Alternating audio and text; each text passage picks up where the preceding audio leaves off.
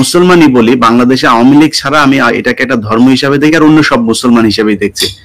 গত 15 বছরে যতগুলো ওয়াজ মাহফিল, মসজিদের ভেতরে খুতবা দেয়াকে কেন্দ্র করে, কিংবা একটা এলাকায় কোনো ইসলামী একটা কোনো মিটিং, কোনো একটা কিছু করা, মিলাদ মাহফিল, কিংবা জামায়াতে ইসলামের কোনো মসজিদের ভেতরে একটা কোনো একটা কর্মী সভা বা কোরআন নিয়ে আলোচনা করা, তাবলিগের কোনো কাজ, এসব নিয়ে যতগুলো দ্বন্দ্ব আওয়ামী লীগের সাথে হয়েছে, প্রকাশ্যে 20-50টা ক্যামেরার সামনে একটা ওয়াজ মাহফিলের ভেতরে গিয়ে আওয়ামী লীগের লোকজন অকথ্য ভাষায় গালাগালি করে বক্তাকে স্টেজ থেকে নামিয়ে দিয়েছে।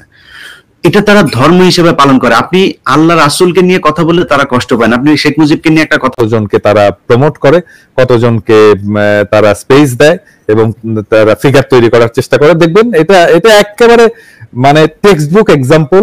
ঠিক এইভাবেই ইন্ডিয়া কাজ করে, ঠিক এইভাবে ইন্ডিয়া কাজ করে। এবং প্রথম আলো যে একটা ইন্ডিয়ান মিডিয়া, প্রথম আলো যে ভারতের মিডিয়া, এ ব্যাপারে কি কারো কোনো সন্দেহ আছে? মানে প্রথম আলো কার সাথে পার্টনারশিপ? এই যে চরকির পার্টনারশিপ কার সাথে?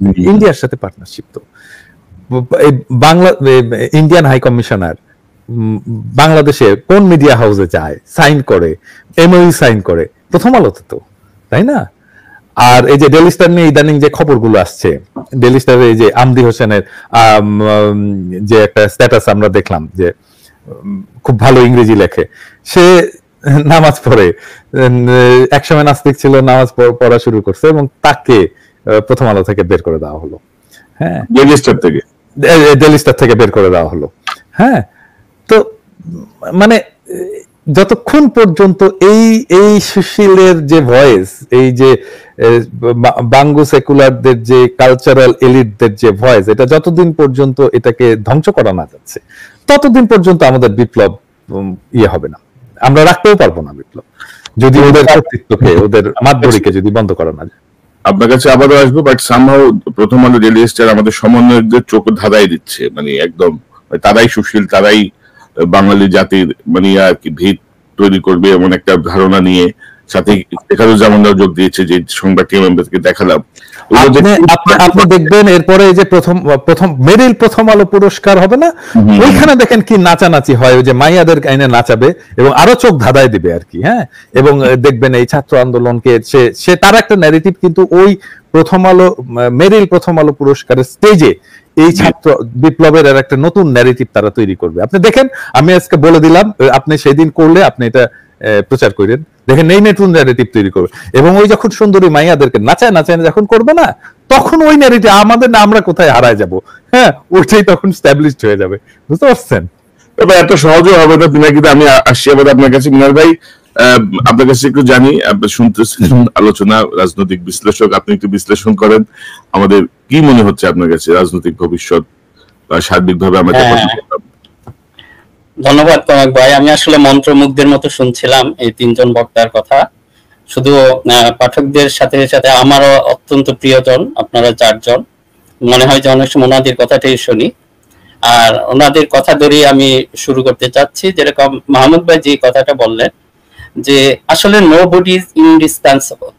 আমরা এটা কেন জানি, এটাকে আমি বলি, বা যেটা এক ধরনের আদিক্ষেতা। যে আজকে পিনাকিদা যে কথা বললেন, তারপর ইলিয়াস উনি যা বললেন, প্রত্যেকটা দেখেন এটা আমাদের দুর্বলতা। প্রথম আলোটা কেন আজকে এখন পর্যন্ত এত প্রাসঙ্গিক আমাদের জীবনে, আমাদের রাষ্ট্রীয় জীবনে, সামাজিক জীবনে, এগুলিতে একটু খেয়াল রাখতে হবে।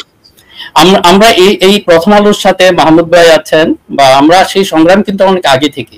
আমার যতদূর মনে পড়ে, সে 2005 সালে ডিসেম্বরে, তখন যাই দিন সাপ্তাহিক ছিল, আমার একটা লেখা ছাপা হয়েছিল যে মিডিয়ার আক্রমণে দিশাহারা বিএনপি। আপনি যদি দেখেন, এটা মনে হচ্ছে যে এতে কোনো একটু আমরা অগ্রসর হই নাই, এখন পর্যন্ত সেই অবস্থায় আছি। এটা এই যে আমরা যে কথাগুলি বলি, আনফরচুনেটলি এটা যদি মনে করেন যে আমাদের রাজনৈতিক নেতৃবর্গ এটাতে শুধু একটু খেয়াল রাখতেন, সম্ভবত ওনারা এই ব্যাপারে এক ধরনের, এই যে প্রথম আলো বা এই শক্তি, এরা হলো অনেকটা শয়তানের মতো হয়ে গেছে, সরি ফর মাই ল্যাঙ্গুয়েজ। কিন্তু দেখবেন যে এই যে শয়তানের পূজা করে, একজনের আছেন শয়তানের পূজা কেন করে জানেন? যে শয়তানের ক্ষতি থেকে রক্ষার জন্য অনেক এই যে শয়তান পূজক যারা পূজারী, তারা কিন্তু এই কারণে করে, তারা জানে শয়তানি, কাজে শয়তানের ক্ষতি থেকে, অনিষ্ট থেকে রক্ষার জন্য ওরা পূজা শুরু করেছে। বাংলাদেশে কেন জানি এই যে এলিট শ্রেণী বলেন বা যে যাদেরকেই বলে, তারাও সেই শয়তানের পূজক হয়ে পড়েছে। এক ধরনের সাধারণ মানুষের একটা আধিক্যতা আছে। আমার অনেক বন্ধু বান্ধবকে আমি দেখেছি এটা নিয়ে, তারা মোটামুটি প্রথম আলোর যে ঘরানার এদের বিরোধী, কিন্তু বাসায় যখন রাখে আপনি দেখবেন যে সে প্রথম আলো, কারণ এটা অগ্রসর মানুষের পত্রিকা, কাজে তারা অগ্রসর মানুষ হিসেবে সমাজে স্বীকৃতি পেতে চায়। কাজে এই যে মনে করেন আপনি যে আপনাকে যে গুলি দিয়ে আপনাকে হত্যা করা হবে, সেই গুলির খরচটা কিন্তু আপনার কাছ থেকে নিয়ে নিচ্ছে, আমরা সেটা জানি না। এই কথাগুলি আমরা অনেকবার বলেছি, কিন্তু আমার মনে হচ্ছে সেইভাবে আসলে শোনা হয় না। আর এই যে যে কথাটা বললেন যে মাহমুদ ভাই যে কথাটা বললেন, এটা অত্যন্ত গুরুত্বপূর্ণ, যে আজকে আমাদের সামনের রাজনীতিকে দেখতে হলে পেছনের দিকে একটু তাকাইতে হবে। আমরা যদি পেছনের ভুলগুলি থেকে শিক্ষা না নিই, ওই ধরনের কোন একটা কারেক্টিভ অ্যাকশনে না যায়, সে একই ভুলের রিপিটেশন হবে। এই যে আজকে যে এটা আছে, আপনি যদি বলেন 1/11 সরকারের যখন যে পররাষ্ট্র উপদেষ্টা ছিলেন, উনি কিন্তু একটা ভয়ানক কথা বলেছিলেন, আমার এখনো মনে আছে।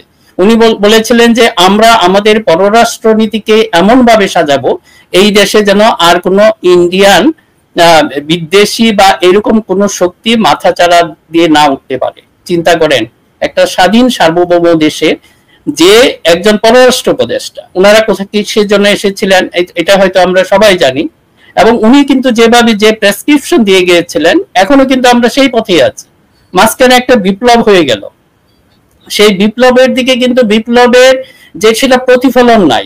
আমাদের আজকে যে রাষ্ট্রীয় যারা ব্যবস্থাপনায় দায়িত্ব নিয়েছেন, আপনি বোধহয় পররাষ্ট্রমন্ত্রী মোমেন সাহেবের কথা বলছেন না, এর আগে এর কথা বলছেন। পররাষ্ট্র উপদেষ্টা যে ছিল ফখরুদ্দিনের আত্মীয়, হ্যাঁ ফখরুদ্দিনের আত্মীয়, এই কিন্তু আসল কাজটা করে গেছেন। আমাদের কিন্তু খেয়াল রাখতে হবে, উনি বলে গিয়েছিলেন যে আমাদের পররাষ্ট্র নীতিকে এমন ভাবে সাজানো হবে কেউ যেন এসে এটা পরিবর্তন না করতে পারে। আমরা তো তাই দেখতে পাচ্ছি এখন। মানে আমরা ওই যে পিনাকিদা, মাহমুদ ভাই, ওনারা যে আসলে ডক্টর ইউনূসের ব্যাপারে আমাদের কারো কোনো আপত্তি নাই। আমরা এমন একটা জায়গায় যেতে পারি না, বা আমাদের এই শক্তিটাকে, যেটা ইনস্টিটিউশনাল স্ট্রেংথ হিসাবে পিনাকিদা এইমাত্র বললেন, সেটাকে আমরা নষ্ট করতে চাই না। তারা চাচ্ছে হয়তো ডক্টর ইউনূস আমাদের একটা অ্যাসেট, জাতীয় অ্যাসেট বা গ্লোবাল ইউনি অ্যাকসেপ্টেড একজন পার্সন, ওনাকে আমাদের ইউজ করতে হবে। কিন্তু আমরা যখন ওনাকে মিস ইউজ করতে দেখি, তখন তো চুপ করে বসে থাকতে পারি না। কাজে আমাদের সেগুলিকে অবশ্যই অ্যাড্রেস করতে হবে, এই সমস্যাগুলিকে। আরেকটা যে জিনিস হলো যে পার্সোনাল লেভেলে যে কথাটা বললাম, আমাদের সেই আধিক্যতা থেকে বেরিয়ে আসতে হবে। অমুক যে মাহমুদ ভাই যেটাকে ব্যক্তি পূজা বললেন, এই আধিক্যতা থেকে ইন্ডিভিজুয়ালি আমাদের বের হয়ে আসতে হবে। আমরা অনেকে জানি দেশের 90% or 95% মানুষ ইন্ডিয়ান এগেনস্টে, কিন্তু তারপরে প্রথম আলো কিভাবে এই দেশের বা ডেইলি স্টার মানে প্রথম শ্রেণীর পত্রিকা থাকে, এবং তাদের ডিকটেশন অনুযায়ী আমাদের সমস্ত কালচারাল, আমাদের এডুকেশনাল, আমাদের ইন্টেলেকচুয়াল সবকিছু দেখেন নিয়ন্ত্রিত হচ্ছে তাদের মাধ্যমে। এমনকি আজকে যদি এই সরকারে দেখেন, প্রথম আলোর দৃষ্টিতে যারা এলিট, ওনারাই কিন্তু ঘুরে ফিরে এই সরকারে আছে। এবং এই জন্যই আমার কাছে যেটা মনে হয় যে আপনাদের প্রতি অনুরোধ, বা এই স্ক্রিনে আমরা যাদেরকে দেখছি, দেশের মানুষকে তো অত্যন্ত উচ্ছ্বসিত দেখেন আজকে এটা দেখেই, তারা যাচ্ছে এই ধরনের কিছু আমরা কার্যকর কিছু ব্যবস্থা নেই। শুধু কথা বলা না, আমরা অনেক কথা বলেছি, কিন্তু আমরা কোনো অ্যাকশন দেখি নাই। আমরা সেটা অ্যাকশন দেখতে চাই। আরেকটা শুধু বললেন যে এই বর্তমান সরকারেরই না, আমরা যে সামনের যে সরকারগুলি আসবে, আপনারা কি আপনাদের মেরুদণ্ড সোজা করে দেখাচ্ছেন? বরং যাদেরকে আমরা দেখছি, এটা কি বলবো, আপনারা হয়তো মাইন্ড করবেন না, এটা আমাদেরকে বলতেই হবে। আপনারা যদি এই মেরুদণ্ড সোজা না করেন, জিও পলিটিক্যাল আমাদের যেরকম কিছু দুর্বলতা আছে, জিও পলিটিক্যাল কিছু স্ট্রেংথ আমাদের রয়েছে, সেই স্ট্রেংথ গুলি আপনাকে চিনতে হবে। ওই যে পিনাকিদা যে কথা বলে, জিয়াউর রহমানকে ছাড়া আসলে, তারপর ম্যাডামের মধ্যে আমরা কিছুটা দেখেছি। এবং এই ধরনের যদি স্ট্রেংথ আপনারা দেখেন, আমরা শুধু রিস্কে পারবো না, আমাদের স্বাধীনতা সার্বভৌমত্ব আসলে হুমকির মুখে পড়বে। আর এই যে কথা বললেন, ইন্ডিয়া কিন্তু ছেড়ে দেয় না, এবং এই ফেসিবাদের হাতে বিলিয়ন বিলিয়ন ডলার সে কিন্তু তছরূপ করেছে। এটা শুধু পার্সোনাল, একটা মানুষ কত খাবে? আপনি মনে করেন একটা মানুষের 60-70 বছরের জীবনে তারপরে এত ডলার কেন প্রয়োজন পড়েছে? তারা কিন্তু এইটা কিন্তু আমাদের একটা ঝুঁকি রয়ে গেছে, আমাদের খেয়াল রাখতে হবে। ইন্ডিয়ার যেরকম জিও পলিটিক্যাল একটা ডিসঅ্যাডভান্টেজে ওরা চলে গেছে, সেটার প্রতিশোধ যেভাবে হোক ওরা নেবে। আমরা যদি সতর্ক না থাকি এবং সেই সতর্কতা যদি আমাদের যারা এখন বর্তমানে সরকারে এসেছেন এবং ভবিষ্যতে আসবেন তাদের মাঝে যদি না দেখি, সত্যি এটা একটা কনসার্নের বিষয়। আমি জানি যে এখানে আসলে খুব ভয়ের কিছু নাই, ইনশাল্লাহ এটা আমরা বলবো যে পজিটিভ হয়তো এখন সময় হবে না, বা আমরা অনেক সময় বলেছি আই এম নট দা, মানে আমি আশাবাদী মানুষ, কিন্তু ঝুঁকির কথা বা রিস্কের কথাগুলি আমরা এই জন্য বলছি যে আমরা যেন সতর্ক থাকি। যেহেতু আজকে অল্প সময় হবে আমি ঝুঁকির কথাগুলি বলবো, কাজেই কেউ হতাশ হবেন না। যে আমাদের এখানে আলোচনাগুলি হলো, এবং এই আলোচনা আজকে যাদেরকে স্ক্রিনে দেখছেন আপনাদের সবাইকে, ডক্টর ইউনূসের বর্তমান প্রশাসন, এমনকি বিএনপি, জামাত, সবার প্রতি অনুরোধ থাকবে জিনিসগুলি আপনারা ওইভাবে যেন নিবেন। আমরা আপনাদেরকে ধ্বংস করার জন্য কখনোই সমালোচনা করবো। আজকে অনেক কথা বলার ছিল, হয়তো সময় হবে না, আমরা ভবিষ্যতে এইগুলি বলবো, কিন্তু আপনাদের প্রতি রিকোয়েস্ট থাকবে এই যে যারা আছে পিনাকি, মাহমুদ ভাই, ইলিয়াস হোসেন, উনাদের যে বক্তব্য এবং কনেক সারোয়ার, প্রত্যেকটাই কিন্তু আপনাদের কারেকশনের জন্য দেওয়া হয়েছে, এই দেশ ও জাতির জন্য। আমরা কিন্তু কারো ব্যক্তিগত, আপনারা হয়তো এটা বুঝতে পারেন, আমাদের কারো ওখানে ব্যক্তিগত কোনো অভিলাষ নাই, দেশটা ভালো চলুক, দেশে একটা গণতান্ত্রিক সিস্টেম ফিরে আসুক, আইনের শাসন প্রতিষ্ঠিত হোক, নলেজ বেসড সোসাইটি প্রতিষ্ঠিত হোক, এগুলি নিয়ে কিন্তু আমরা গত এই মাহমুদ ভাই 15-18 বছর বা এই সময় ধরে কিন্তু আমরা সংগ্রাম করে যাচ্ছি, এবং এখনো কিন্তু আমরা সেটা নতজান হই নাই, কোনো ব্যাপারে নো কম্প্রোমাইজ আমরা করি না, এবং ইনশাল্লাহ ভবিষ্যতেও করব না। আর এই যে ছাত্র সমন্বয়ক, সবার প্রতি অনুরোধ থাকবে আপনারা ইতিহাস থেকে শিক্ষা নিন এবং বুঝতে চেষ্টা করুন। আর এই যে আমাদের টোন বা আমাদের ল্যাঙ্গুয়েজ বা আমাদের বডি ল্যাঙ্গুয়েজ দেখেই আপনারা বুঝতে পারবেন, আপনারা মিসগাইডেড হয়ে না। আমরা দেখি এই যে এটা, এতে বলবো যে এটার বলে জেন জি জেনারেশন, মানে যেটা হলো জুমার জেনারেশন। অ্যাকচুয়ালি আমি একটু কথা বলে দিচ্ছি, হয়তো বিশেষ করে যারা নতুন জেনারেশন আছেন অনেকে জানেন না আসলে জেন জি কেন বলে।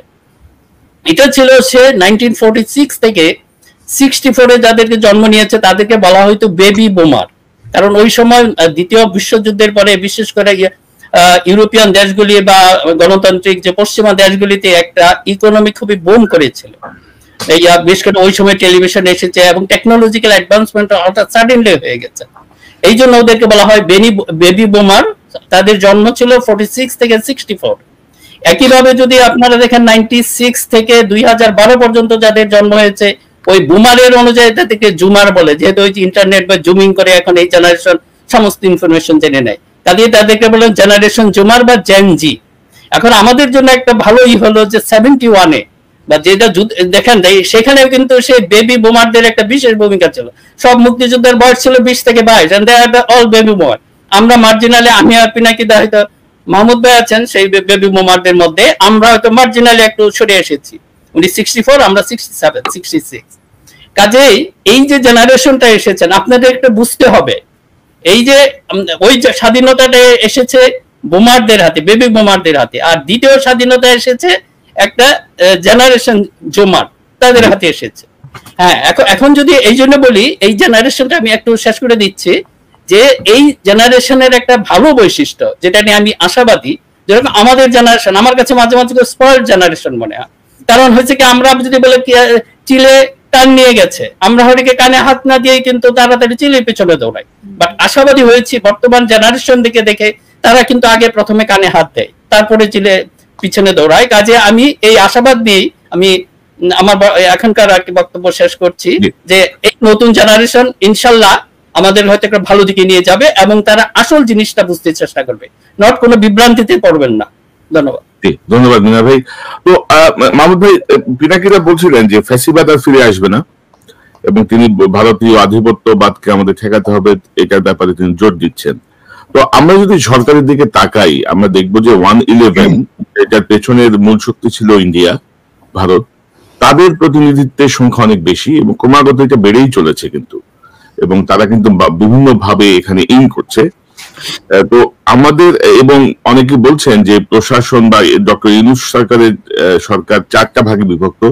একটা ভাগ হচ্ছে জেনারেল ওয়াকার, একটা ভাগ হচ্ছে ডক্টর ইউনূস এন্ড এনজিও যে 7 জন তারা, একটা ভাগ হচ্ছে যারা 111 এর সাথে ছিল 7-8 জন 9 জন তারা, এবং আরেকটা ভাগ হচ্ছে ডক্টর আসিফ নজরুল স্টুডেন্টরা। তো এই যে ফ্যাসিবাদ আর ফিরে আসবে না সেরকম কোনো কার্যকর পদক্ষেপ এখন আমরা দেখছি না। সেই প্রথম আলো ডেইলি স্টার গ্রুপ ভিত্তিক সুশীল সমাজদের একটা আধিপত্য আমরা দেখছি, যেটিও পিনাকিদা বলেছেন, ইলিয়াস মিনার ভাই বলেছেন। তো আপনার কি মনে হয় যে ফ্যাসিবাদ ফিরে আসবে না বা ভারতের আধিপত্যবাদ, যেমন ডক্টর ইউনূসের দুই একটা বক্তব্য খুবই গ্রহণযোগ্য হয়েছে, তিনি তার অবস্থানে অটল আছেন, আপনি কি মনে করেন, কিভাবে দেখছেন, একটু শুনি আপনার কাছ থেকে। আচ্ছা, আমি এই আলোচনায় যাওয়ার আগে দুটো ইনফরমেশন একটু দিয়ে রাখি। যে উপদেষ্টার কথা বলার চেষ্টা করলো মিনার রশিদ, তার নাম ইফতেখার আহমেদ চৌধুরী। ইফতেখার আহমেদ চৌধুরী 2008 সালে পররাষ্ট্র উপদেষ্টা ছিল এবং সে তখন বলেছিল যে বাংলাদেশের রাজনীতি এমন ভাবে করা হবে যাতে করে বাংলাদেশে যেন অ্যান্টি ইন্ডিয়ান কোন রাজনীতি আর উত্থান না হয়। তো এটা একটু আমি স্মরণ করিয়ে দিলাম আজকের কি যে জেনারেশন সম্পর্কে যে বললো মিনার, জেন জি জেনারেশন, জুনিয়র জেনারেশন।